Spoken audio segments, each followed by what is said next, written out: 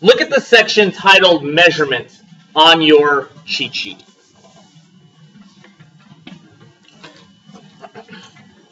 Units are going to be a major part of this class, especially in the second semester. We do have some math stuff coming up early, but then we take a couple months off from using calculators. Second semester, big time calculator stuff, and units are a big deal. Now, when I say units, I'm referring to the letters that come after numbers to give the numbers meaning. For example, if you ever just write the number 7 and say, haha, that's the answer. The answer is 7. And I look at my answer key and the answer is 7 grams. Looks like you did all the math right, but your answer's wrong. I won't even give you partial credit. It's all wrong. That's called a naked number. All right, naked numbers are no good.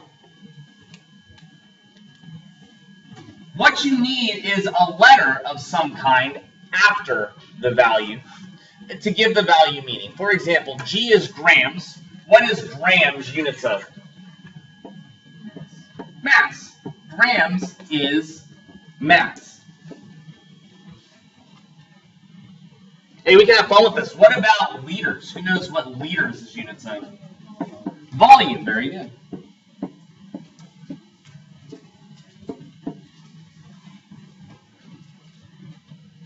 Hey, what about meters? What is meters units of? Length, distance. And we could make an endless list of units, but here's some real common ones that you find in some simple science stuff.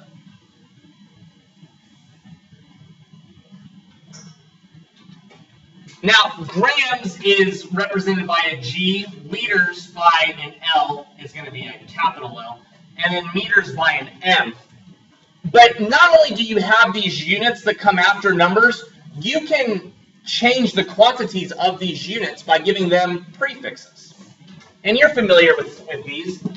For example, if we have milli in front of something, that means 1,000 times smaller.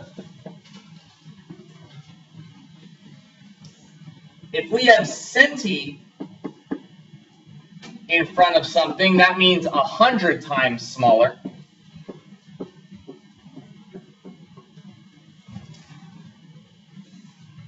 And if we have kilo in front of something, that means 1,000 times larger.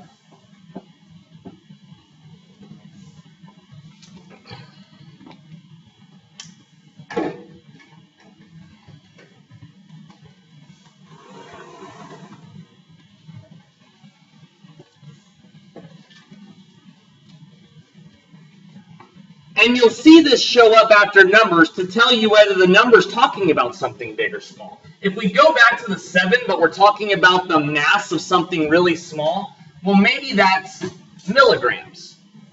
All right, the little m for milli, the little g for grams, and you'll get really good at what letters mean what. I want you to get the concept today on when we would use some of these different units. So let's practice a little bit. Don't answer out loud, just answer in your brain.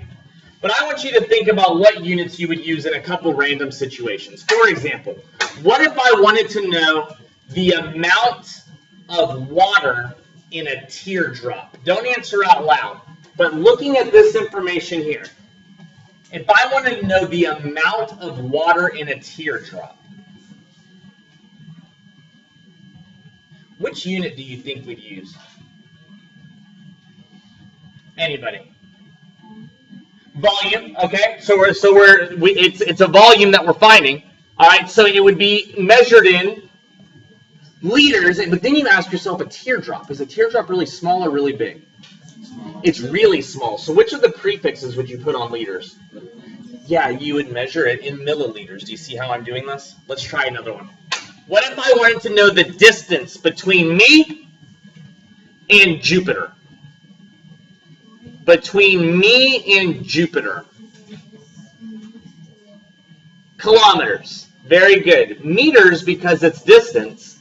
Kilo because it's a very big distance. I wanted to know the mass of this, the mass of my tape dispenser. Mass of the tape dispenser. What do you think? Mass. So it would be grams. Would you put a prefix in front of it? Maybe not. It's not really big, it's not really small. All right, sometimes you don't need a millicenti-kilo or one of the other lots of them that there can be in front of your measurement if it's just average size. Again, with practice and lab application, you'll get really good at this, but it's my job today just to point out that, hey, this is going to be a part of our thought process while we're measuring things to make sure that every number you ever calculate for me has some kind of unit after it. And again, our list of units will go well beyond this board, but it's good for introduction. Any questions on this idea?